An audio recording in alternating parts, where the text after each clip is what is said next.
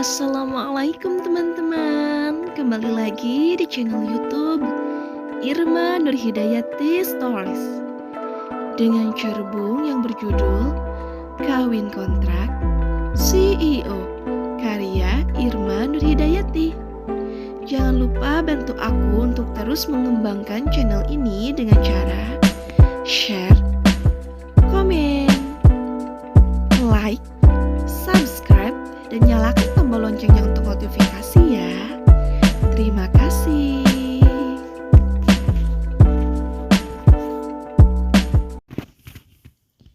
Malam ini langit tampak begitu indah, dihiasi ribuan bintang yang berkedip dengan sangat manja, membisikkan kata cinta yang indah dan syahdu, menghadirkan gemuruh hebat dalam dada yang mengalun merdu bagai simfoni rindu.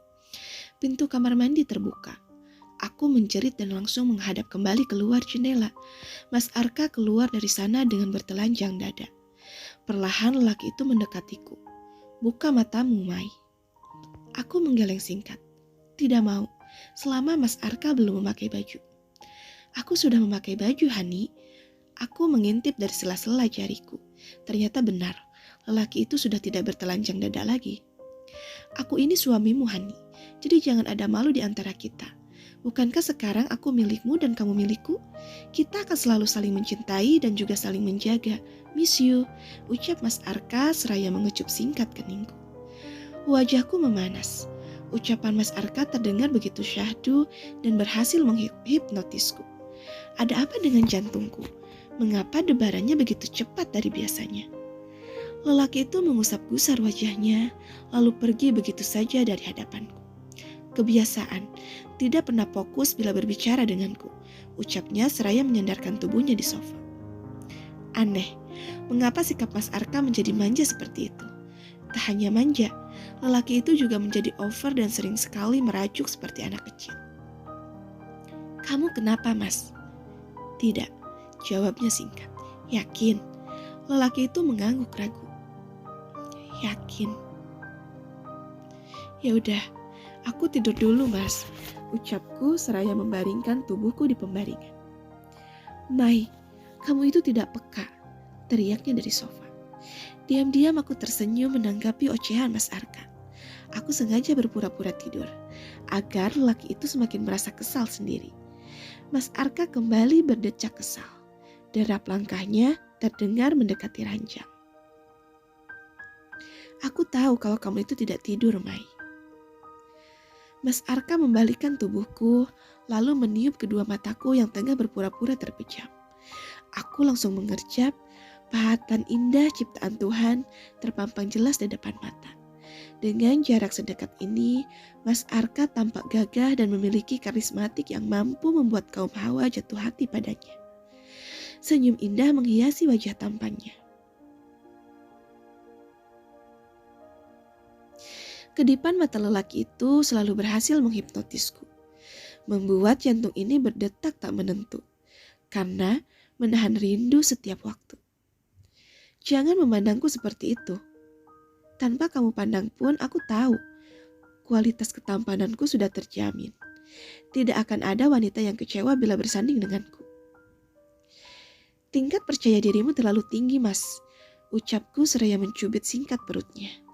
Lelaki itu mengaduh kesakitan. Tetapi tak lama kemudian, dia menggelitikiku. Ampun, Mas, jangan menggelitikiku. Lelaki itu langsung menarikku ke dalam dekapannya, lalu mencium puncak kepalaku. Terima kasih, Mai. Selama 2 bulan ini sudah mau bersabar menghadapi sikap dan sifatku yang kasar. Bahkan menerima begitu saja saat aku memutuskan untuk menikahi Sylvie kembali. Bukankah sebelumnya kamu sudah pernah membahas hal ini, Mas? Biarkan itu menjadi masa lalu kita. Yang paling terpenting, kita fokus menatap masa depan. Tapi ada satu lagi yang membuatku sangat sedih, Mai, ucap Mas Arka. Wajahnya berubah menjadi murung. Apakah kamu sedang ada masalah, Mas? Lelaki itu mengangguk singkat. Besok aku harus pergi keluar kota. Terus, apa yang membuatmu bersedih seperti itu? Bukankah Mas sudah biasa pergi keluar kota untuk menangani pekerjaan? Kamu itu tidak peka, Mai. Tadi saat aku bilang, miss you, kamu tidak membalasnya.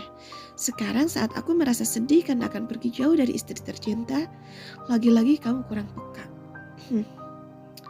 Aku terkekeh. Jadi itu alasan Mas Arka ngambek. Kukira lelaki angkuh dan dingin seperti Mas Arka tidak memiliki sikap manja seperti itu. Ternyata aku salah. Ketika dia merasa dekat dan nyaman dengan seseorang, maka padanya dia akan bermanja. Satu kecupan singkat mendarat di keding Mas Arka. Lelaki itu mendelik tak percaya ke arahku. Entah ada keberanian dari mana, aku melakukan semua itu pada Mas Arka. Walaupun dia suami sahku, tetapi tetap saja ada rasa malu yang menghampiri. Maaf Mas, ucapku lirih. Mas Arka terkekeh. Mengapa harus meminta maaf jika yang baru saja kamu lakukan itu berhasil menyenangkan hati suamimu ini? Takutnya Mas kira aku wanita yang genit. Lelaki itu terkekeh. Kita ini bukan orang lain sayang. Kita sudah sah menjadi sepasang suami istri. Jadi sudah sepantasnya kita menunjukkan keromantisan kita agar bisa menyenangkan hati pasangan kita. Iya Mas, aku mengerti. Mas Arka mencium puncak kepalaku cukup lama, lalu mendekapku penuh kehangatan. Seolah malam ini hanya milik kita berdua dan yang lain kontrak. Kedipan bintang di langit sana menjadi saksi bisu bahwa kami saling mencinta, seperti mengalunkan melodi rindu yang sekian lama menyiksa, membawa kami pada cinta sejati yang sesungguhnya. Keesokan paginya, aku membantu Mas Arka mengemasi barang-barangnya yang akan dibawa keluar kota. Tak hanya Mas Arka yang bersedih, aku pun merasakan hal yang sama. Walaupun hanya 3 hari, tentu saja rasa rindu akan sangat menyiksa kalbu. Setelah selesai berkemas, aku berdiri di samping jendela, menatap keluar jendela dengan hati yang tak menentu. Pantas saja semalam Mas Arka tampak sedih dan galau. Ternyata rasanya seperti ini, akan berjauhan dengan kekasih hati. Tiba-tiba Mas Arka memelukku dari belakang. Embusan napas lelaki itu terdengar begitu berat. Aku pasti akan merindukanmu sayang. Aku berbalik menghadapnya, lalu mengecup singkat sebelah pipinya. Aku akan selalu setia menantimu kembali. Cuman 3 hari kan? Mas Arka mengangguk. Tetap saja lama. Kita tidak akan bertemu selama 36 jam. Kita masih bisa video call sayang. Ucapku mencoba menenangkan hatinya. Padahal hatiku pun tengah gundah gulana. Cie, sekarang sudah mulai berani panggil sayang pada suaminya. Mungkin saja saat ini wajahku tengah memerah bak kepiting rebus. Tak sadar juga, tadi memanggil Mas Arka dengan sebutan sayang. Mas Arka, ucapku seraya memukul pelan dada Mas Arka. Mas Arka tidak melawan. Lelaki itu menarikku ke dalam dekapannya, mencium puncak kepalaku dengan mesra. Terima kasih untuk hadiah tadi malam. Aku tidak akan pernah bisa melupakannya. Menyesal, tidak sedari dulu belajar mencintaimu. Mungkin kalau dari awal kita saling mencintai, cerita hidup kita akan berbeda, Mas. Bahkan bisa saja akan ada pelakor di antara kita. Bukankah skenario Allah itu jauh lebih baik dari apa yang kita rencanakan? Mas Arka mengacak-acak puncak kepalaku.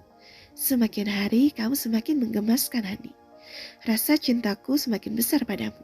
Jangan ada orang ketiga di antara kita. Amin. Kita jaga keutuhan cinta ini sampai nanti kita menua bersama.